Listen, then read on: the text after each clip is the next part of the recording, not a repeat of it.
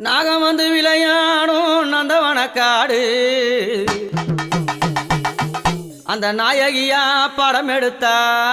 அந்த புத்து மண்ணு வீடு நாயகியா படம் எடுத்தா நாகாத்த புத்து மண்ணு வீடு அம்மா அந்த 10 அடி புத்துக்குள்ளே நாகத்தா எத்தனை நாள் இருப்பேன் 10 அடி புத்துக்குள்ளே நாகத்தா எத்தனை நாள் இருப்பேன் பாலாத வாத்து வச்சேன் நாகத்தா பருகிடவாரு